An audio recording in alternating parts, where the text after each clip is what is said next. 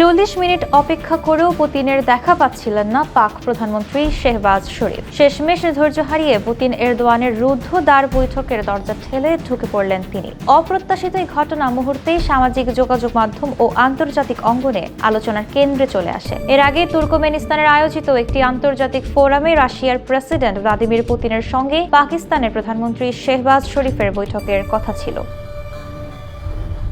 তুর্কমেনিস্তানের স্থায়ী নিরপেক্ষতার 30তম বার্ষিকী উপলক্ষে আয়োজিত এই আন্তর্জাতিক ফোরামে রাশিয়া, তুরস্ক ও ইরানের শীর্ষ নেতারা অংশ নেন। জীবন অবাক না করলে কে করবে? 28% মিল্ক ফ্যাটের অবাক করার সাথে ফ্রেশ মিল্ক পাউডার। জীবন অবাক করুক প্রতিদিন। ফোরামের ফাঁকে পুতিন ও শেহবাজ শরীফের একটি দ্বিপাক্ষিক বৈঠক নির্ধারিত ছিল। সে অনুযায়ী পাকিস্তানের প্রধানমন্ত্রী তার পররাষ্ট্রমন্ত্রী ইসহাক দারকে সঙ্গে নিয়ে নির্ধারিত কক্ষে উপস্থিত হন। তবে নির্ধারিত সময় পার হলেও রুশ প্রেসিডেন্ট সেখানে পৌঁছাননি।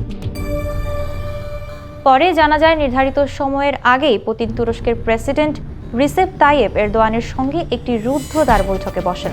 ওই বৈঠক সময়সীমা ছাড়িয়ে দীর্ঘ হওয়ায় শেহবাজ শরীফের সঙ্গে নির্ধারিত সাক্ষাৎটি কার্যত অনিশ্চয়তায় পড়ে। রাশিয়ার রাষ্ট্রীয় মাধ্যম আরটির প্রতিবেদনে বলা হয়, প্রায় 40 মিনিট অপেক্ষার পর শেহবাজ শরীফ স্পষ্টতই বিরক্ত হয়ে ওঠেন। অবশেষে তিনি পুতিন ও এরদোয়ানের বৈঠক চলমান এমন কক্ষে প্রবেশ করেন। কূটনৈতিক প্রোটোকল অনুসারে এমন রুদ্ধদ্বার বৈঠকে অননুমোদিত প্রবেশ সাধারণত অস্বাভাবিক বলেই বিবেচিত হয়। তিনি সেখানে আমন্ত্রিত ছিলেন কিনা নাকি নিজেই সিদ্ধান্তে ঢুকেছিলেন এ বিষয়ে স্পষ্ট কোনো ব্যাখ্যা পাওয়া যায়নি। প্রত্যক্ষদর্শীদের ভাষ্য অনুযায়ী কক্ষে প্রবেশের পর তিনি প্রায় 10 মিনিট অবস্থান করেন এবং এরপর সেখান থেকে বেরিয়ে যান। অন্তত সংক্ষিপ্ত সময়ের জন্য হলেও পুতিনের সঙ্গে কথা বলাই ছিল তার উদ্দেশ্য। এই পুরো ঘটনাটি ক্যামেরায় ধরা পড়ার পর সামাজিক যোগাযোগ মাধ্যমে দ্রুত ছড়িয়ে পড়ে। অনেক ব্যবহারকারী একে কূটনৈতিক শিষ্টাচার ভঙ্গ হিসেবে আখ্যা দিয়েছেন। কেউ কেউ এটিকে পাকিস্তানের কূটনৈতিক অবস্থানের জন্য বিব্রতকর বলে মন্তব্য করেছেন। আবার অনেকেই রুশ নেতৃত্বের সময় ব্যবস্থাপনা নিয়েও প্রশ্ন তুলেছেন।